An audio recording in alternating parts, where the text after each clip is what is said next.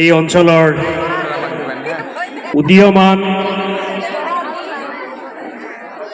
এই অঞ্চলৰ ভোটাতৰা স্বৰূপ সন্মানীয় শিক্ষাগুৰুসকল, সমাজসেৱকসকল, বিভিন্ন ঠাইৰ পৰা আমন্ত্ৰণ মৰ্মে উপস্থিত হোৱা সন্মানীয় অতিথিসকল, ইয়াত উপস্থিত থকা সাংবাদিক বন্ধুসকল, ছাত্ৰ ছাত্ৰীসকল, আজি ভাল লাগিছেনে বেয়া লাগিছে?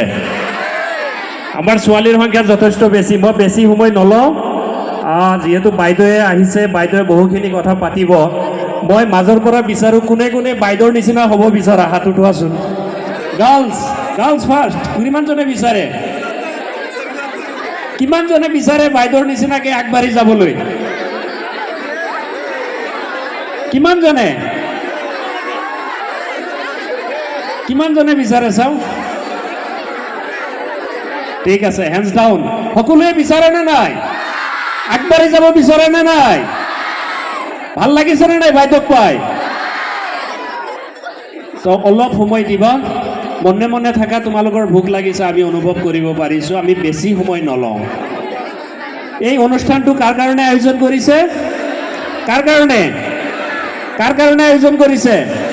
আমি কাৰ বাবে আহিছোঁ? তোমালোকৰ বাবে, হয়নে নাই?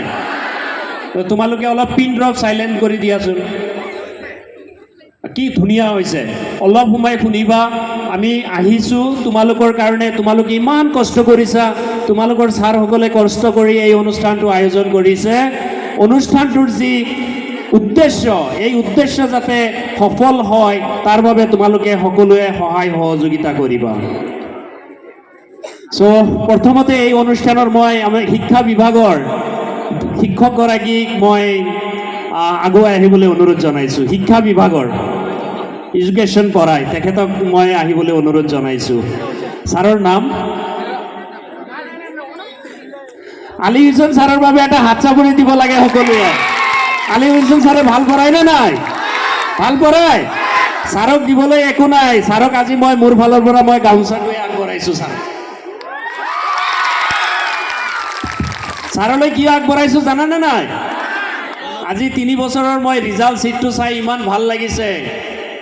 ময়ো শিক্ষা বিভাগৰ এগৰাকী ছাত্ৰ হিচাপে, শিক্ষা বিভাগৰ এগৰাকী কাম কৰা চৰকাৰী চাকৰিয়াল হিচাপে তেখেতৰ ছাবজেক্টত চবচে হায়েষ্ট মাৰ্ক পাইছে। ছাৰৰ বাবে আৰু এটা হাত চাপৰি দিব লাগে। তো ছাৰক ধন্যবাদ জনাইছোঁ।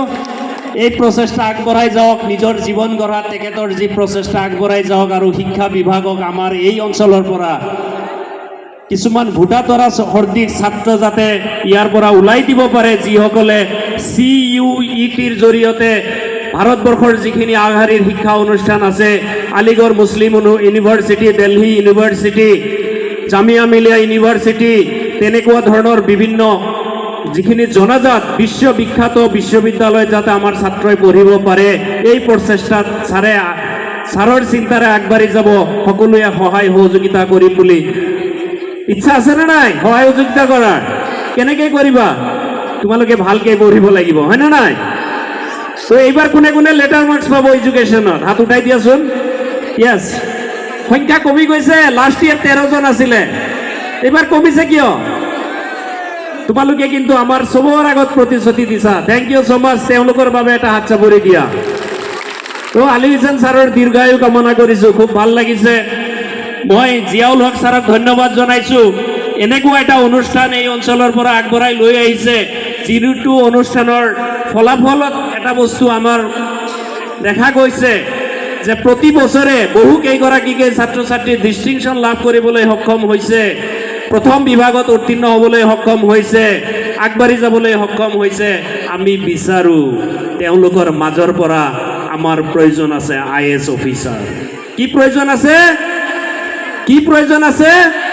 DC প্ৰয়োজন আছে, SP প্ৰয়োজন আছে, চাৰ্কুল অফিচাৰ প্ৰয়োজন আছে, মেজিষ্ট্ৰেটৰ প্ৰয়োজন আছে। আৰু তোমালোকৰ মাজৰ পৰা ওলাই যাব পাৰিব বুলি আমাৰ আশা, আমাৰ বিশ্বাস, আৰু তোমালোকে আগবাঢ়ি যাব পাৰিবা। পাৰিবানে নাই? পাৰিবানে নাই? এইটো আৱাজ ইয়াৰ পৰা দিব লাগে যাতে গোটেই গাঁৱৰ মানুহে শুনি পায়। পাৰিবানে নাই? কাৰণ এই ঠাই শহীদ উমৰ আলী ঠাই, এই ঠাই শহীদ জহুৰ আলী ঠাই। যিসকলে এই মধ্যম আন্দোলনৰ কাৰণে নিজৰ জীৱন শ্বহীদ কৰি দিছিল। তোমালোকে জানানে নাই?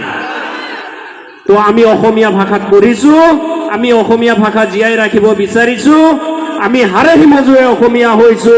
আমাৰ কাৰণে আমাৰ এই অঞ্চলৰ যুৱকসকল, মুজাম্মিলসকলৰ লগতে ভাষা, অসমীয়া ভাষা জীয়াই ৰখাৰ কাৰণে নিজৰ জীৱন ত্যাগ কৰিছিল। সেইসকলক আজিৰ এই মিটিঙৰ পৰা আকৌ সশস্ত্ৰ প্ৰণিপাত যাচিছো। তেখেতসকলৰ পৰিয়ালবৰ্গলৈ আমি শুভেচ্ছা যাচিছো যে আমাৰ এই অঞ্চলক অসমৰ ভিতৰত চিনাকি কৰি দিবলৈ সক্ষম হৈছে। ভাষাৰ কাৰণে যেনেকৈ আমাৰ ইয়াৰ পৰা জীৱন আহুতি দিবলৈ তেখেতসকলে আগবাঢ়ি গৈছিল, নিজৰ জীৱন আহুতি দিছে।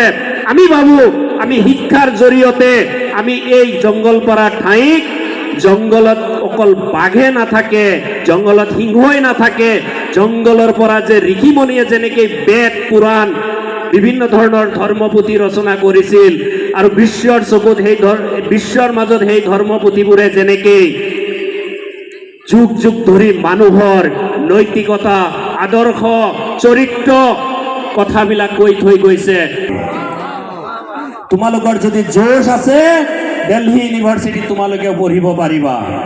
তোমালোকৰ যদি জোশ আছে, ইচ্ছা আছে, তোমালোকে অক্সফৰ্ডত পঢ়িব পাৰিবা, তোমালোকে হাৰ্ভাৰ্ডত পঢ়িব পাৰিবা, তোমালোকে ভাৰতবৰ্ষত থকা IIHC, Indian institute of science, national institute of science, IIT, Indian institute of technology, সেইবিলাকত পঢ়িব পাৰিবা।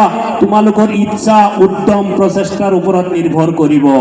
এনেকুৱা এটা সুন্দৰ অনুষ্ঠান, শিক্ষা অনুষ্ঠান, য'ত তোমালোকৰ শিক্ষকসকল কৰ্মদক্ষ, তেখেতসকলে অশেষ পৰিশ্ৰমেৰে তোমালোকক আগবঢ়াই লৈ যাবলৈ চেষ্টা কৰিছে। প্ৰতিটো কিতাপ, প্ৰতিটো বিষয়, প্ৰতিটো টপিক পুংখানুপুংখভাৱে আলোচনা কৰি তোমালোকক শিকাব পাৰিছে। তো তোমালোকে কিয় বিশ্বৰ দৰবাৰত জিলিকি উঠিব নোৱাৰিবা? সেইটোহে প্ৰধান প্ৰশ্ন। মৰমৰ ছাত্ৰ, স্মাৰ্টফোন চলাব পাৰিছা, কিন্তু স্মাৰ্টফোনৰ নিচিনাকে তোমালোকেও স্মাৰ্ট হ'ব লাগিব। কি হ'ব লাগিব? কি হ'ব লাগিব? স্মাৰ্ট হ'ব লাগিব।